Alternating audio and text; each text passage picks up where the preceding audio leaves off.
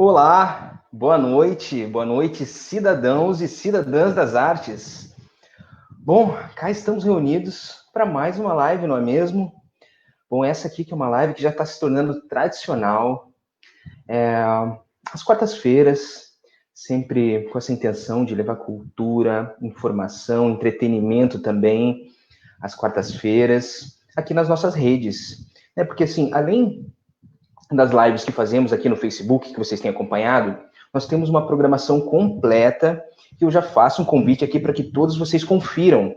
Essa programação ela está no nosso Instagram, tanto no feed, quanto nos stories, quanto no nosso IGTV, aqui no Facebook, onde vocês estão assistindo agora, e eu faço um pedido também especial a cada um de vocês.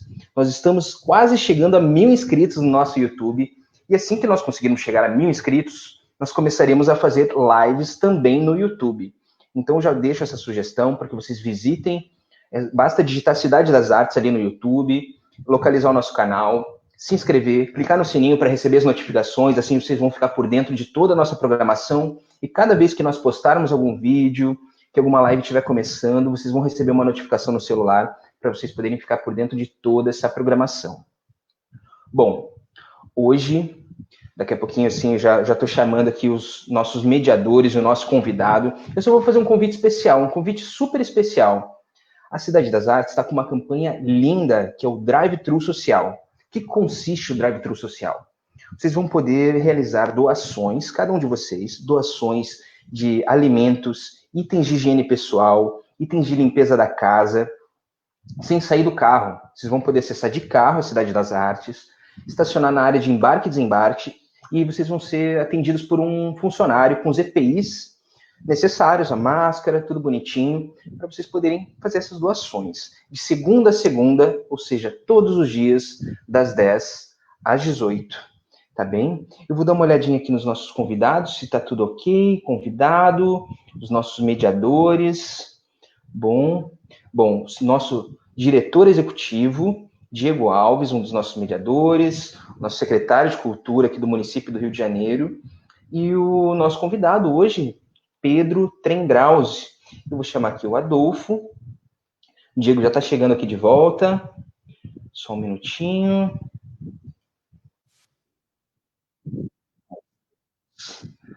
Olá, boa tarde.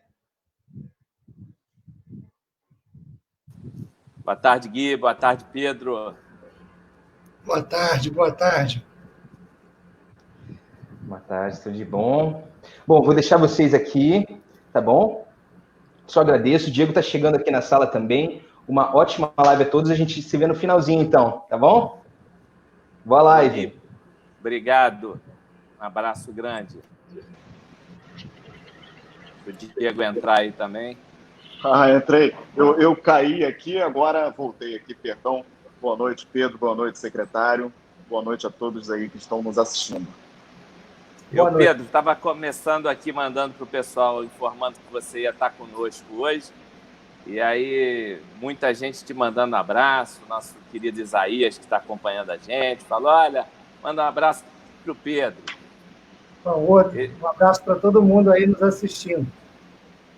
Pedro, muito bom te ter aqui, cara. Enfim, primeiro, pelo nosso tempo de amizade, mas do profissional também, o orgulho que eu tenho como teu amigo, do orgulho do profissional que você se tornou nesse campo do esporte, da advocacia esportiva, enfim, eu diria que um dos maiores especialistas nesse ramo do Brasil, que sai do mundo, enfim, que eu sei que você imagina como é que está a tua vida nesse tempo de pandemia, você que é um permanente viajante aí pelos seminários, congressos, pelo mundo afora, como é que está sendo você ficar no isolamento social nesse momento? Me conta primeiro como é que você está aí, por onde você está, como é que está sendo a vida nesse momento de isolamento, como é que está a tua vida aí, como é que você está se cuidando? Eu estou no interior de Minas, na casa dos meus pais, e tem sido um tempo diferente, maravilhoso passar mais tempo aqui. Mas realmente, olha, desde que eu fui para a faculdade, né, que foi quando a gente se conheceu, Eu nunca fiquei tanto tempo sem viajar, Adolfo. E agora, rememorando aqui, uma das primeiras viagens que eu fiz, depois que saí aqui de Valadares para estudar no Rio, foi com você, para Brasília, para rodar os gabinetes dos parlamentares em defesa das instituições filantrópicas como a PUC. A gente ficou naquele Econotel, lembra disso? Verdade. Velhos tempos, foi um tempo positivo e muito importante para todo mundo que estudou e teve a ajuda de escolas, faculdades, etc., filantrópicas pelo Brasil afora. E a gente conseguiu naquele momento. Para quem não sabe, fomos nós que escrevemos lá no gabinete do deputado Nelson Marquesan a lei que salvou as instituições filantrópicas que tinham perdido todas as isenções que tinham aquele ano. 2 estudantes de direito, com a cara, com a coragem, com a ousadia e também com a competência para convencer o relator a rever aquele posicionamento para as instituições sérias. Fomos nós dois, você e eu, sentadinhos lá no gabinete dele, escrevendo o texto que depois virou lei. Verdade. Foi muito especial, o antigo deputado Miro Teixeira também, enfim, quanta gente ajudou naquele processo. Mas eu queria, enfim, já para a gente falando um pouco do nosso tema, acho que a cultura, como o esporte, vivem talvez um dos maiores desafios da sua história. Porque foram os primeiros a parar a cultura aqui, a gente, enfim, cidade do Rio de Janeiro, são mais de 60 equipamentos culturais, entre museus, teatros, lonas, arenas, centros culturais, todos parados, enfim, nesse momento, como no esporte também, né? E todo mundo se reinventando nesse momento. A cultura se reinventa através das lives, que, enfim, tem mobilizado milhares e milhares de pessoas, mas é um desafio enorme para ambos os setores, né? O esporte tem sido, para os clubes em especial, que estão parados nesse momento, enfim, as dificuldades de arrecadação, de manutenção das suas folhas, em especial, obviamente, como a gente aqui também, e tem muito evento que é cultural e esportivo ao mesmo tempo, de reprogramação e de reinvenção. Eu acabei de me reunir com o pessoal do Projeto Ler, que é um projeto literário que acontece anualmente na cidade do Rio de Janeiro. Esse ano vai ser sediado lá no Jockey Club. Reinventaram todo o projeto, eles vão às escolas, quer dizer, remodelaram todo o processo do Projeto Ler de uma outra forma, adaptado, obviamente, a esse momento da pandemia. Eu queria ouvir de você, enfim, como especialista, como é que você vê esse momento, né? Quer dizer, como é que as pessoas que vivem do esporte, que vivem desses grandes projetos, como é que elas estão se reinventando nesse momento? Qual a dimensão um pouco desse impacto, você como um estudioso, o impacto econômico disso tudo também, né? Bom, primeiro, muito obrigado pelo convite, pela oportunidade. Quero parabenizar pelo conjunto de iniciativas que eu tenho acompanhado a Secretaria aí na sua direção fazer, e também essas lives que têm sido muito, muito positivas. A Funsaron foi maravilhosa, assisti inteira. E dizer para você o seguinte, a interseção entre a cultura e o esporte é evidente. Ambos fazem parte da indústria do entretenimento, que sofre não só com a paralisação imediata das atividades, mas também com a queda no poder de compra dos consumidores. Porque a economia é uma engrenagem de peças interconectadas. Quando os consumidores perdem poder de compra, eles deixam de comprar os ingressos, eles deixam, claro, uma das primeiras coisas que as pessoas cortam é no entretenimento, é no esporte, é na cultura, e os anunciantes, os patrocinadores, também perdem condições de apoio, porque se eles vendem menos produtos, eles têm menos recursos para anunciar, para patrocinar. Então, a indústria do entretenimento, ela, sem dúvida, é das que mais sofre nessa pandemia. E isso é uma reflexão importante, porque se é uma das que mais sofre, é uma das que mais precisa de apoio. uma das cidades que mais precisa de ajuda. A gente tem visto o governo federal trabalhando com essa perspectiva e tentando criar pacotes para a cultura. Isso ainda não aconteceu para o esporte, até porque a arquitetura institucional do esporte é tão frágil que o tempo de reação é muito maior.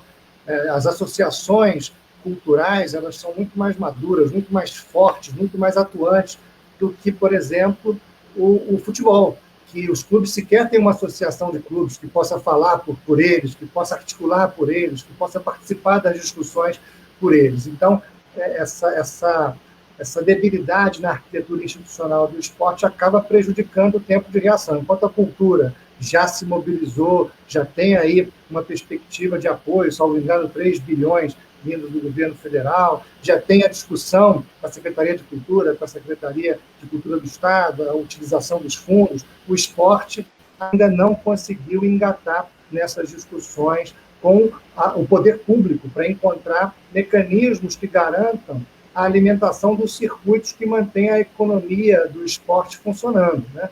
No Rio de Janeiro, em particular, Adolfo, e aí eu acho que é muito bom falar aqui com você nessa live, porque a cidade do Rio de Janeiro, ela consolidou a vocação para grandes eventos esportivos e culturais nos últimos anos, a partir dos Jogos Pan-Americanos, em 2007, depois tivemos os Jogos Mundiais Militares, em 2011, a Copa das Confederações, em 2013, a Copa do Mundo, em 2014, os Jogos Olímpicos, em 2016, que não só deixaram um legado físico de equipamentos que precisam de conteúdo para sobreviverem, mas deixaram também lembranças de um momento em que a cultura andou muito junto com cada um desses eventos, a quantidade de shows, de manifestações culturais que aconteceram ao redor desses eventos é enorme, é enorme. Hoje, inclusive, um dos grandes equipamentos do Rio de Janeiro para shows veio dos Jogos Pan-Americanos, que foi a Arena, que era a HSBC, agora é a Jeunesse Arena, que é administrada pela GL Eventos, em conjunto com o Rio Centro, que são equipamentos da Prefeitura, e que abrigam grandes shows no Rio de Janeiro, tanto quanto o Maracanã, tanto quanto o Engenhão também, que foi do legado da Prefeitura para os Jogos Pan-Americanos, abrigam. Então, essa discussão do apoio, das medidas necessárias que a sociedade inteira precisa tomar para a cultura, ela também serve ao esporte e vice-versa, porque são indústrias interconectadas e que precisam de muita atenção nessa hora. Por isso que essa live que você convidou aqui para fazer me chamou muito a atenção e, enfim, eu quero parabenizá-lo pela iniciativa e pela compreensão de que esporte e cultura ambos pertencem à mesma indústria do entretenimento. Pedrão, Diego. E qual é a expectativa em relação... Porque, assim, na verdade, existe uma expectativa por parte de nós, né? A gente que é apaixonado por futebol, eu particularmente sou flamenguista, o secretário também, eu sei que o Pedro não, né? Aproveito o momento para mencionar o nosso Flamengo aqui, secretário. Mas qual é a expectativa que nós temos no meio dessa pandemia, dessa crise que a gente vive ainda, dessa perplexidade? Qual é a nossa perspectiva de volta dessa situação, né? O que você mensura nisso, né? Olha, a cada dia que passa, a gente tem uma notícia diferente sobre tudo, né? Num dia, a Covid-19 é tratada com a cloroquina, no outro dia é tratada com a gripe, no outro dia é tratada com outra coisa. A Organização Mundial da Saúde, num dia, fala que o assintomático não transmite, no outro dia fala que errou, que o assintomático transmite sim. Então, a gente vive um momento de muita incerteza. E essa incerteza não permite que ninguém diga com certeza quando é que atividades esportivas e culturais podem voltar com segurança, porque ninguém sabe de verdade qual é o comportamento desse vírus. O que a gente sabe é que ele pega todo mundo, rico, pobre, jovem, velho, homem, mulher, enfim, a gente tem que ter muito cuidado nesse momento. E outra coisa, ainda que seja possível retomar as atividades culturais ou esportivas, como elas serão retomadas é uma outra questão. Os jogos vão ser com portões fechados, sem bilheteria, ou não? Ou a gente pode ter público novamente? Então, essa discussão ela é muito profunda e tem que ser feita com muita responsabilidade. Eu me lembro, nas aulas de direito ambiental, que havia um princípio chamado princípio da precaução. Se a gente não sabe qual é o efeito, é melhor não tomar a medida, porque prevenir é sempre melhor do que remediar.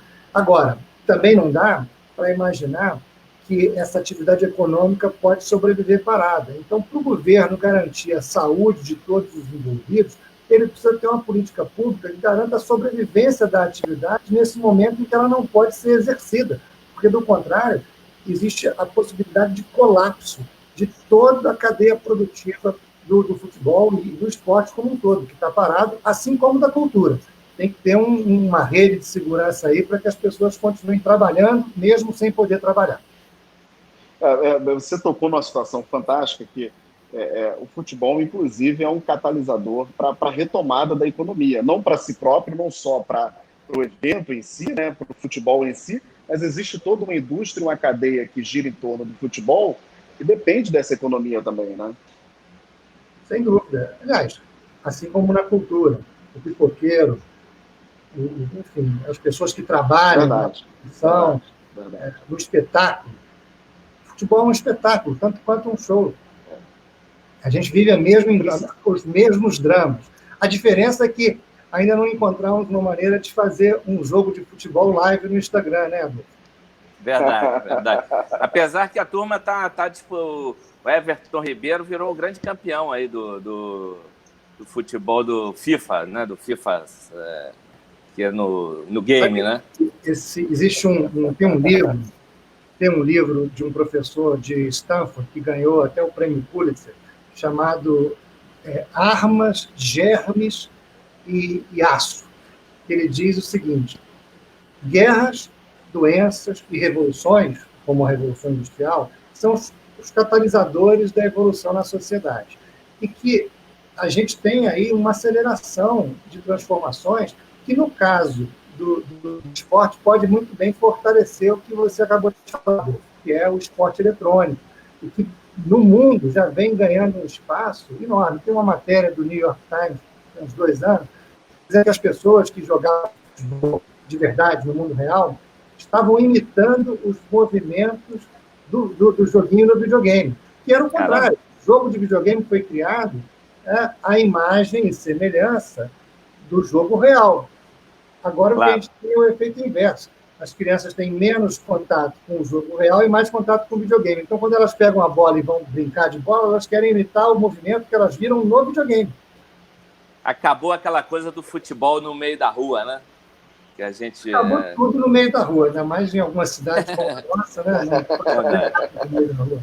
Deixa eu mandar aqui um abraço para algumas pessoas que estão nos acompanhando aqui. A Tereza Cristina Cunha, a Vera Lúcia Proba, Conceição Diniz, o Marcos André Carvalho, que está acompanhando a gente, a Maria Fortes, Cristina Vereza, a Luísio Filho, a nossa Renata Monteiro, presidente da Cidade das Artes.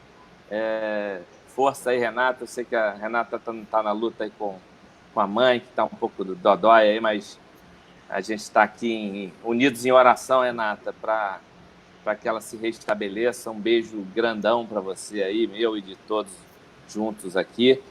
A Renata pergunta aqui para o Pedro, está aberto aqui para quem quiser fazer perguntas para o Pedro também, mas a Renata pediu para o Pedro falar um pouco do futebol empresa.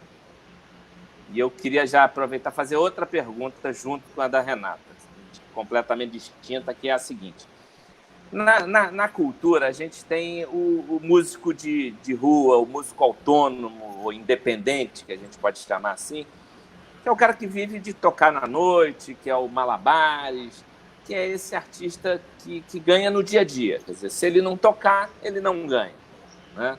A secretaria aqui tem feito um esforço junto com a Ação da Cidadania para tentar ajudar esses artistas, mas no futebol, a gente sabe, uma coisa é a gente falar do Flamengo, dos grandes times, da turma da Europa, que recebe altos salários e tem capacidade, obviamente, de nesse período de viver em isolamento, enfim. Agora, no futebol também tem a turma lá da terceira divisão, o cara que ganha jogo a jogo. Como é que é a vida dessa turma, Pedro? Como é que é isso? Quer dizer, a Cultura conseguiu, de fato, um projeto de lei importante, né?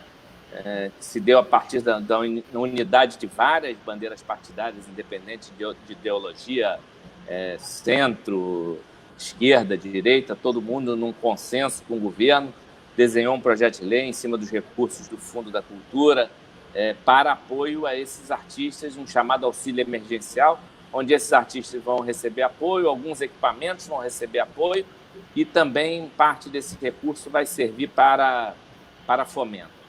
Me diz como é que é esse impacto no esporte com esse profissional que joga lá na terceira divisão ou que joga no time de futebol de salão, que ganha e que nessa hora o patrocinador tirou o patrocínio. Como é que é isso? A vida é dura, muito dura. Começando pela questão da empresa, até porque eu vou fazer um paralelo com a questão, amigo. Se os clubes fossem empresa no Brasil, como são na França, na Espanha, na Itália, em Portugal, nos Estados Unidos, na Inglaterra, 90% dos jogadores de futebol estariam com seus salários garantidos, porque 90% ganham até 2 salários mínimos. Então, 90% dos jogadores de futebol registrados no Brasil ganham até 2 salários mínimos. O governo federal criou um apoio para micro e pequena empresa para pagar a folha de pagamento delas em até 2 salários mínimos.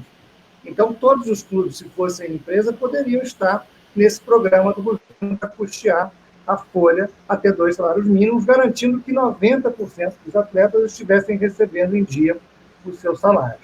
Então, essa estrutura antiga, obsoleta, que o futebol brasileiro ainda tem, comparado com o resto do mundo, porque não evoluiu ao mesmo passo que o negócio evoluiu, porque tem uma razão de ser, para as coisas serem como são.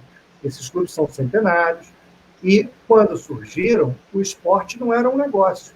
Aliás, no início do século XX, o esporte popular no Brasil era o remo, por isso o Flamengo é clube de regatas, o Vasco é clube de regatas. Então, houve uma evolução nesse século XX que transformou o futebol num negócio multibilionário, administrado por estruturas criadas para contar tostões. O que é um clube? O que é um condomínio, uma associação de moradores? É, na verdade, um elemento para dividir as despesas entre os seus membros, que contribuem para pagar as despesas daquela associação. Não há superávit, não há uma atividade empresarial. É, na verdade, a cotização dos custos de uma determinada atividade que uma coletividade resolveu fazer em comum. Isso evoluiu, não é mais a mesma coisa. Hoje, o futebol, principalmente, é um negócio que movimenta bilhões, é uma atividade empresarial que não pode continuar sendo exercida, travestida por associações sem fins lucrativos, porque elas têm finalidade superavitária, têm finalidade de lucro, tem muita gente ficando muito rico sem nenhum imposto. E a sociedade que paga os impostos tem que decidir, porque quando alguém não paga imposto, quem paga, paga mais por quem não pagou. A sociedade quer continuar sustentando essa estrutura que não consegue gerar emprego e renda como poderia, que não consegue se desenvolver como poderia e que não paga imposto como deveria, gerando para toda a sociedade um custo tributário ainda maior. Essa é uma decisão que nós, como sociedade, precisamos tomar. Não é perguntar para o Flamengo se ele quer pagar imposto, porque perguntar para o doente o remédio que ele quer tomar não vai dar certo. Quem tem que decidir se vão pagar imposto ou não é a sociedade que está pagando essa conta. Então, essa discussão do clube de empresa é muito importante para a sociedade, que não pode mais continuar carregando esse passivo eterno dos clubes de futebol que não conseguem se desenvolver plenamente e também não acabam. Muita gente fala que se o clube virar empresa pode ir à falência. Pode sim. Mas, olha, a diferença entre a falência e continuar um zumbi, como muitos clubes continuam, é que quando vai à falência, os bens vão a leilão, as pessoas compram e seguem o negócio adiante. A sociedade sobrevive com mais emprego, com mais renda, com mais atividade econômica. Quando o clube vira um zumbi, ele não consegue nem continuar e nem acabar. A sociedade perde como um todo. A gente precisa ter espaço para tentativa e erro. Tentou, errou, faliu, se tentou de novo, acertou. A gente tem vários exemplos no mundo de clubes que faliram, foram comprados por terceiros e ressuscitaram, ressurgiram. Enfim, a gente pode dar um primeiro grande exemplo aí, até do Manchester City, que era um clube completamente relegado a segundo plano em face do Manchester United, que hoje foi comprado por um grande investidor e tem 10 clubes espalhados pelo mundo, ganhando títulos e sendo uma potência. Então, esse ciclo precisa acontecer no Brasil. As coisas prosperam, as coisas fracassam, mas a vida continua. A gente não fica preso numa estrutura que não evolui. É importantíssimo discutir essa questão do clube empresa o quanto antes, talvez até mesmo nessa pandemia, para que a gente saia daqui mais forte do que entrou, porque o futebol, Adolfo e Diego, ele já vinha doente antes da pandemia, já estava no grupo de risco. Então, simplesmente dar sobrevida a esse modelo arcaico e obsoleto não faz muito sentido. A gente tem que ajudar o futebol a se reestruturar. Agora, entrando na sua questão dos atletas, que tem aí mais dificuldade nesse momento, olha, também quase 90% dos clubes no Brasil jogam apenas 4 meses e meio por ano e fecham a porta no restante. São os clubes que só jogam o campeonato estadual. Eles não participam da Série A, da Série B, da Série C ou da Série D do Campeonato Brasileiro, que juntos aí tem 120 e poucos clubes. Então, dos quase 800 clubes que o Brasil tem registrado, a grande maioria só joga o estadual. No Rio de Janeiro é o caso de vários. É o Boa Vista, enfim. Eu posso dar aqui vários exemplos, mas tirando aqueles que jogam o Campeonato Brasileiro da Série A, alguns poucos aí da Série B, C e D, a grande maioria fecha a porta no resto do ano. E eles têm um problema enorme agora, porque dependendo de quando a atividade for retomada, o Campeonato Estadual pode ficar muito prejudicado, porque o calendário brasileiro ele tem um problema crônico de datas, onde os grandes clubes jogam muito e os clubes pequenos, que são a maioria, jogam muito pouco.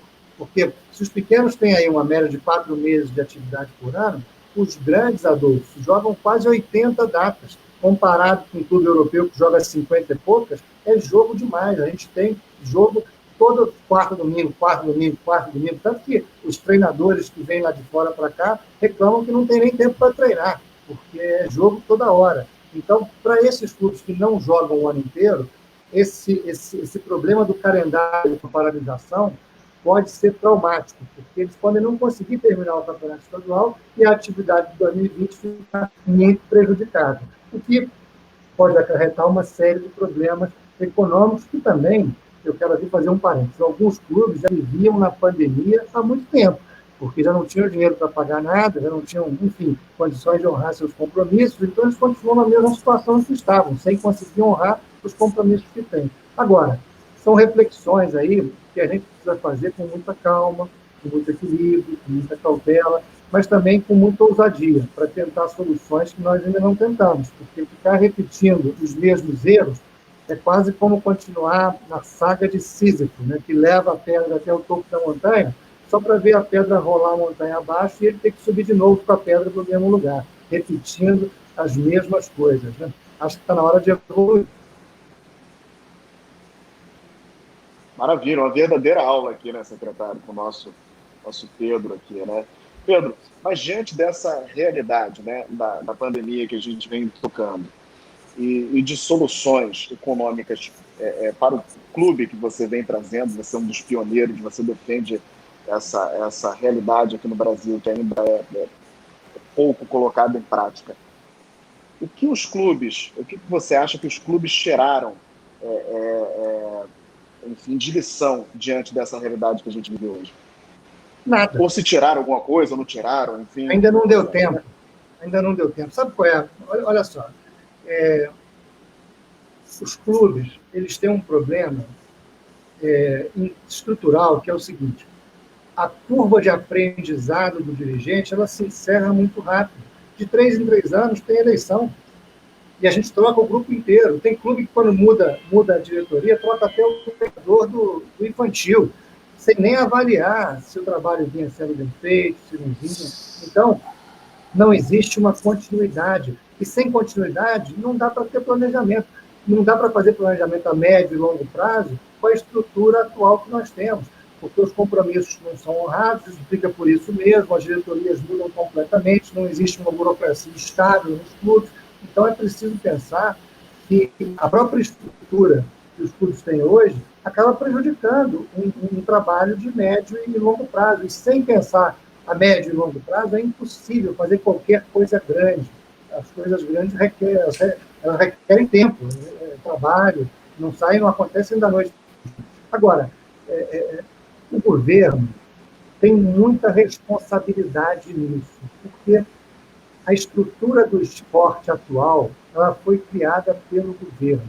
Foi o Estado Novo, Getúlio Vargas, em 1941, através do Decreto-Lei 3.199, que estabeleceu qual seria a estrutura do esporte brasileiro. E engessou a estrutura no modelo que a gente tem hoje. Olha, o Conselho Nacional do Desporto, CND, ele era responsável por aprovar os estatutos dos clubes. É por isso que a grande maioria dos clubes do Brasil tem o mesmo modelo estatutário, que são 300 membros do Conselho Deliberativo, 150 natos e 150 eleitos, e esse conselho elege o presidente. Por que isso?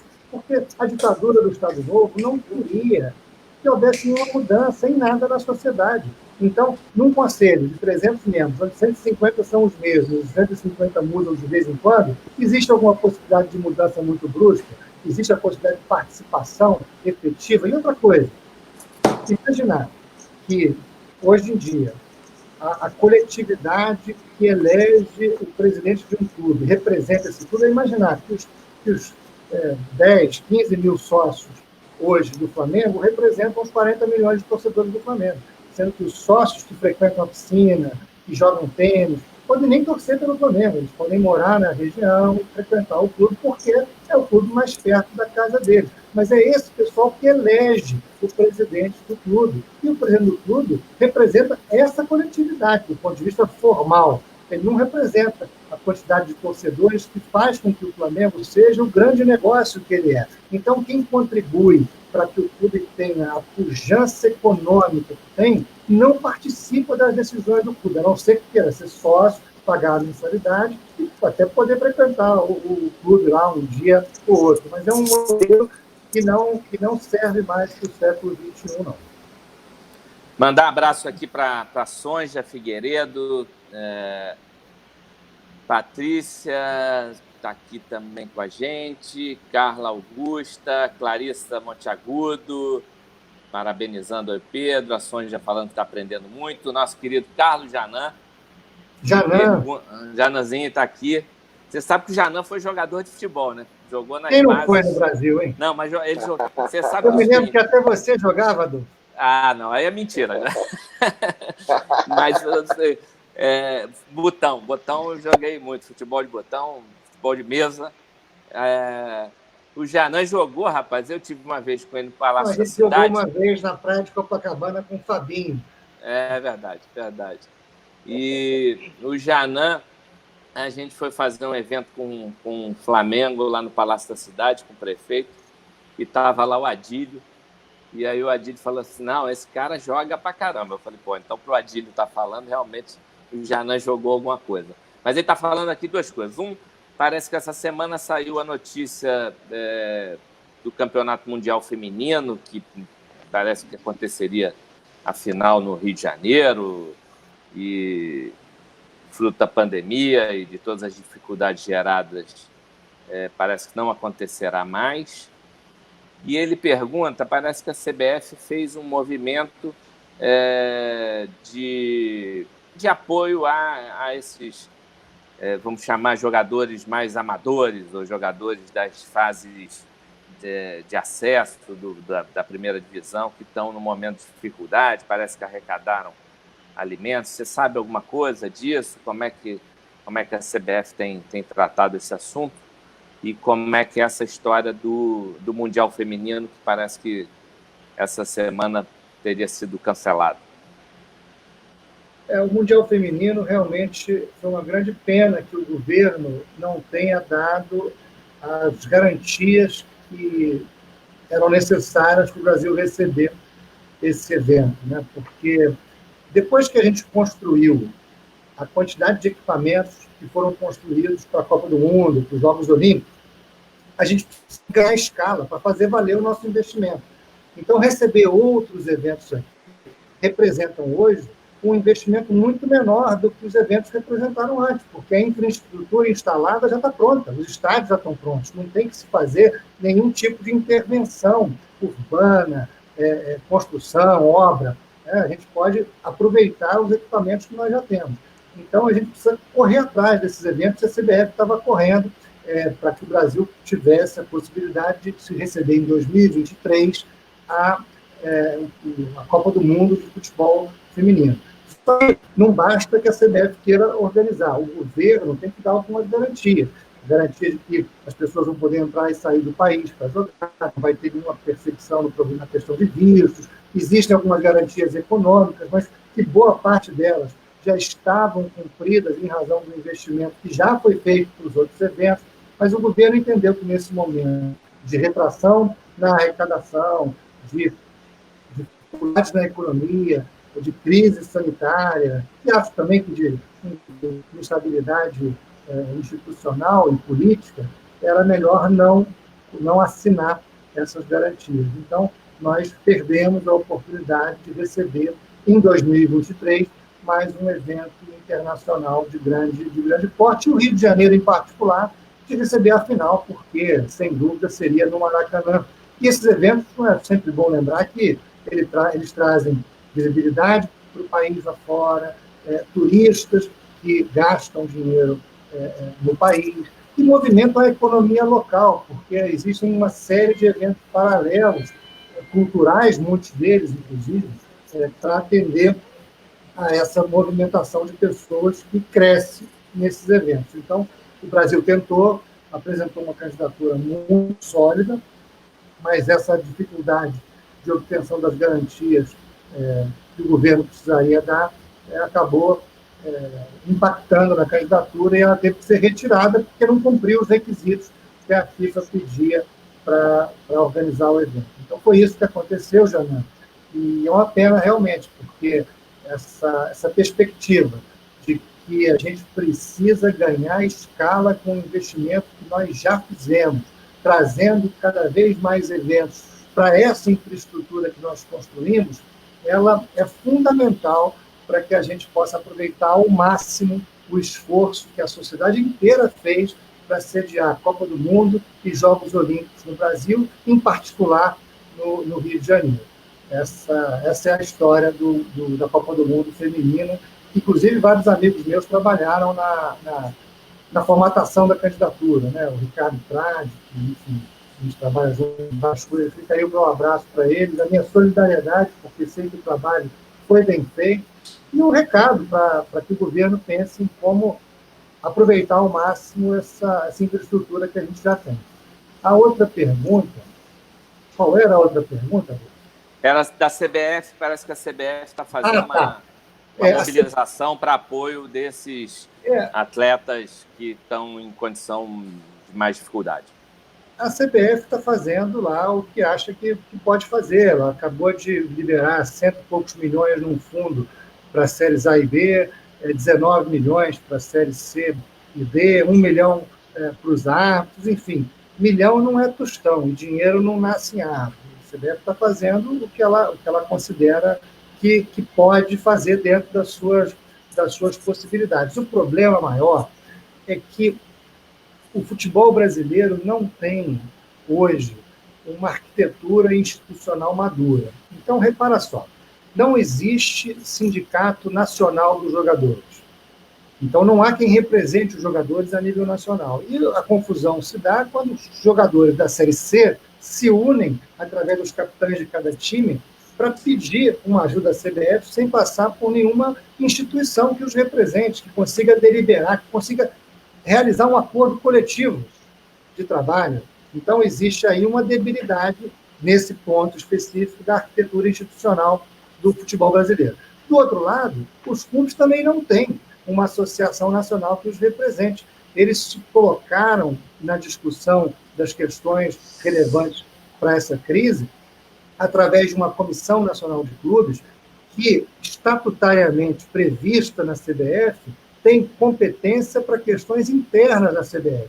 Então, ela não tem competência para se apresentar à sociedade, porque não tem sequer personalidade jurídica. Então, os clubes não têm representação, não tem uma associação que os represente e possa articular políticas públicas, possa articular um acordo coletivo com os sindicatos, que também não existe. Então, essa dificuldade acaba deixando na CBF uma responsabilidade ainda maior do que ela tem, porque como as outras instituições não estão organizadas, ela acaba sendo cobrada por esse vácuo que a Liga, por exemplo, se houvesse no Brasil, estaria realizando, o Sindicato Nacional de Atletas estaria realizando. Então, o tempo de reação à crise fica prejudicado, por um lado, porque até as pessoas se entenderem em como elas vão atuar em conjunto, a crise até já passou, porque é completamente diferente do que a gente tem visto na Europa, onde os sindicatos dos atletas chegaram a um acordo rapidamente com os clubes, as ligas se mexeram e deram uma reação rápida. A Premier League, por exemplo, destinou mais de R$1 bilhão para os clubes atravessarem a crise de liquidez. O Liverpool foi um grande clube criticado por pedir o auxílio do governo da Inglaterra, tem dado para as empresas. Na França, onde os clubes são empresas, eles também tiveram o auxílio do governo. Na Inglaterra, na Espanha, a Real Federação Espanhola, ela montou uma linha de crédito de R$3 bilhões para os clubes espanhóis atravessarem esse momento também de crise de liquidez. Então, a gente percebeu que onde a arquitetura institucional é mais madura, o tempo de reação é menor. E a gente tem conseguido ver ações concretas para que se consiga atravessar a crise. E aí, Adolfo, fazendo um paralelo com a cultura, é o que a gente vê na cultura. Por que a Lei Rouanet saiu antes da Lei de Incentivo ao Esporte? Porque a cultura é um setor muito mais organizado e muito mais ativo do que o esporte. A Lei de Incentivo ao Esporte nada mais é do que o espelho da Lei Rouanet para o esporte. A mesma coisa nós vimos no Estado. A lei de incentivo à cultura acabou se transformando também para o esporte, mas nasceu com a demanda dos setores culturais. Quantas associações nós temos aí no setor cultural ativamente participando das discussões com parlamentares, com o governo, e nós não temos nada semelhante no esporte. Então, esse meu argumento de que a debilidade na arquitetura institucional do esporte prejudica o tempo de reação e agrava os efeitos da crise, se comprova com o que a gente vê na cultura, que já vem reagindo e conseguindo medidas como as que você mencionou, da utilização do fundo da cultura, da legislação própria, dos 3 bilhões que eles estão conseguindo ser destinados, e até mesmo de outras ativações, como o BNDES tem uma lei de apoio, uma linha de crédito de apoio à indústria do audiovisual, e não tem uma linha de crédito de apoio ao esporte. Se são semelhantes, por que para um lado e não para o outro? Né?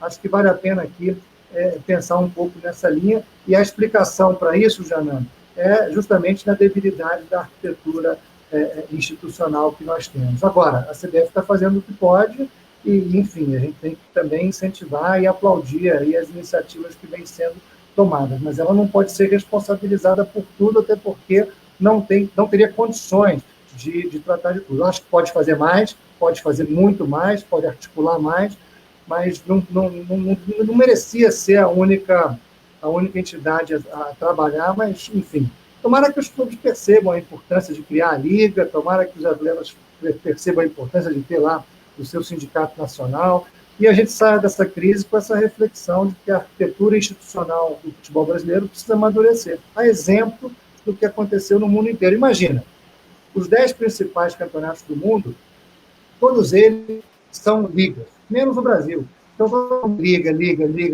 só o Brasil que não se liga. É verdade. E a minha sensação, enfim, é de que houve um distanciamento grande, né, nos últimos, 30 anos do futebol europeu da América do Sul, de um modo geral, né? Cada vez mais difícil um time brasileiro. Tem óbvio, lá o Inter ganhou, enfim, mas hoje em dia é cada vez mais difícil um time brasileiro ganhar o Mundial de Clubes. que vai se tornando até para os times europeus um campeonato de segunda linha, né? Então a gente está meio relegado a essa segunda linha por essa falta talvez de profissionalismo, de criar leis de fato que possam impulsionar, e acho que não é pela falta.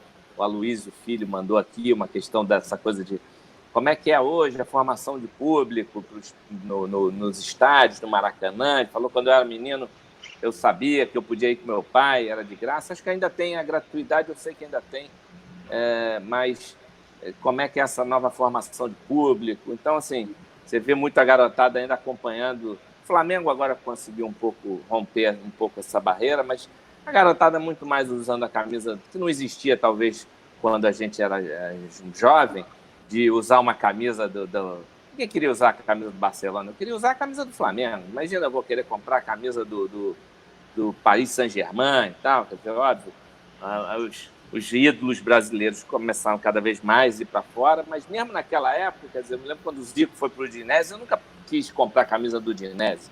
Hoje mudou muito essa coisa, quer dizer, Flamengo, Palmeiras, enfim, que tem tido desempenhos melhores, rompem um pouco essa barreira, mas eu acho que a gente tem um público interno, né, e consumidor imenso, e que bem trabalhado, não tem a menor dúvida que o Brasil pode voltar para o patamar que merece. Pedro, estava pensando aqui, a Cidade das Artes vai começar a fazer um drive-in lá. O drive-thru? Não, drive-in, cinema drive-in, velho cinema drive-in de volta.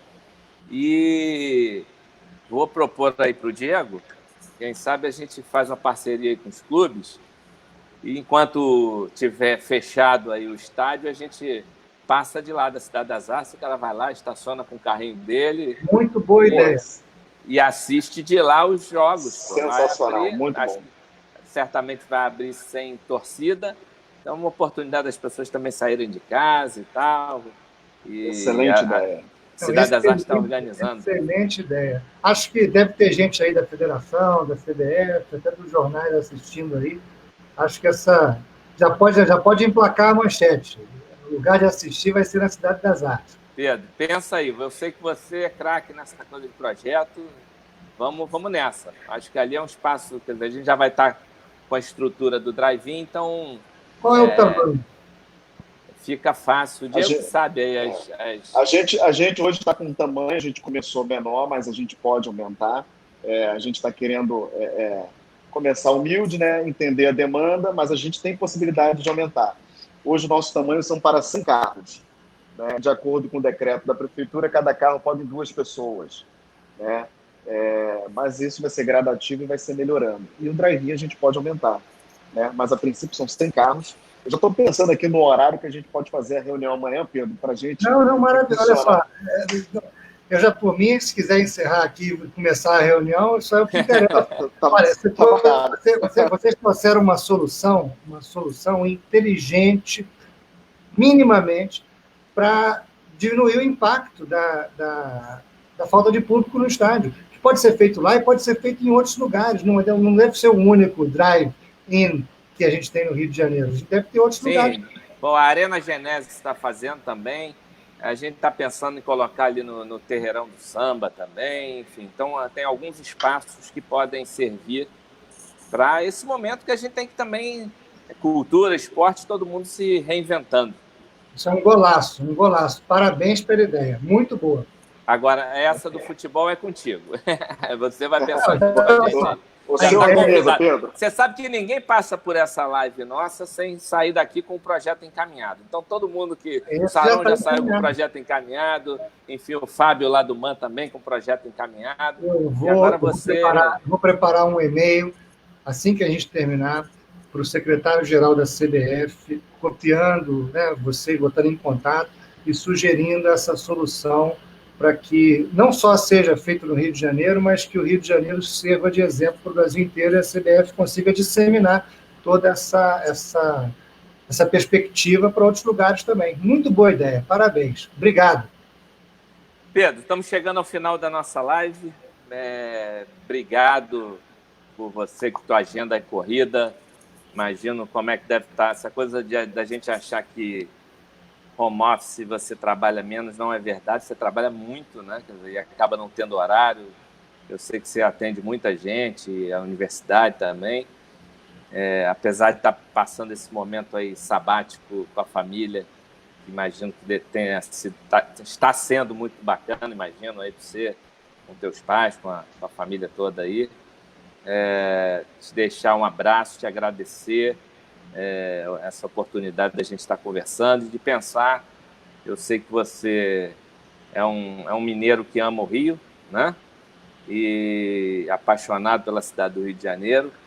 Então, que a gente possa pensar alguns projetos pela cidade. Te deixo aí para você mandar o teu recado do que você acha que vai ser a vida aí nesse pós-pandemia, né? Deixar o recado para todo mundo que está acompanhando. Mandar um abraço para o Sandro Rezende, que está aqui, ó, mandou mensagem. Se a gente não falar do Sandro Rezende, ele vai ficar bravo com a gente. Grande Sandro. Está falando aqui do que a gente não lembrou dos congressos da Uni que a gente participava juntos. Então, olha, deixa o teu recado aí. A Renata, nossa presidente, mandando um abração. Renata, mais uma vez, um beijo forte.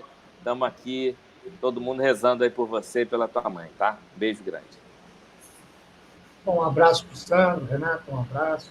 Adolfo, olha, eu quero te agradecer, não só pela live, mas por ser meu amigo da vida inteira, né? Mais da metade da minha vida, eu sou seu amigo. E acompanhar a sua trajetória e a de outros amigos que a gente tem aí, tantos em comum, tem sido uma grande alegria para mim. A gente está construindo a nossa vida juntos.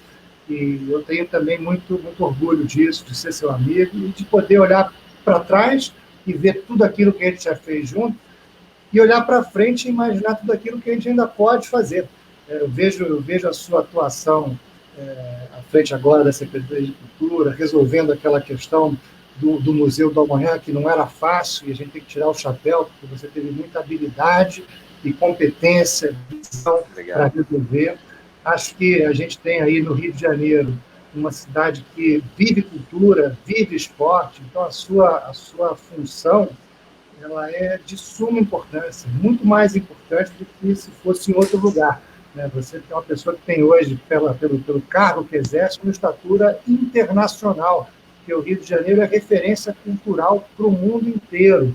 Então, você tem feito um trabalho com essa dimensão e, enfim, eu estou à disposição para ajudar no que eu puder. O e-mail para a CBF vai sair agora, assim que a gente terminar aqui. E passou muito rápido, Adolfo. Essa live não valeu, não, hein?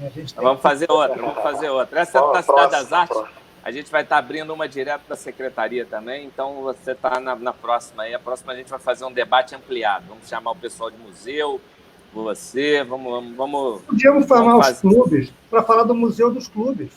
Ótimo. Muito bacana. Ótimo. Tamo junto. Pedro, muito obrigado. Bom. Um abraço grande. Diego, um abração aí. Não sei se você quer deixar um recado. Um abraço, secretário. Obrigado, Pedro. Obrigado, Pedro, pela explanação maravilhosa. Obrigado, secretário, aqui pelo convite. Hoje, mais uma vez, a Renata não pôde participar. Obrigado, Renata. Um grande beijo. Chamar o nosso guia aqui para fazer as considerações finais, os avisos, e a gente vai se despedindo aí do nosso público. Um beijo, gente. Beijo. Valeu, um abração. Se cuidem. Diego, bola para frente. Um abraço. Obrigado. Diego, não esquece de falar da live que vai ter domingo na Cidade das Artes aí, para ajuda aos artistas. Não esquece de mandar o recado aí. E do YouTube, verdade, que foi lançado agora, o YouTube da Cidade das Artes. Todo mundo se inscrevendo lá. Um abraço, gente. Obrigado, secretário. Boa noite. Boa noite. Tchau. Tchau, Pedro. Muito obrigado. Obrigado a todos e a todas que acompanharam aqui a nossa live. E eu já deixo aqui também mais um convite, assim como o nosso secretário aqui comentou, para que todos se inscrevam no nosso canal do YouTube. Não só se inscrevam, mas cliquem também no sininho, acompanhem a nossa programação, não só aqui no Facebook, também no Instagram.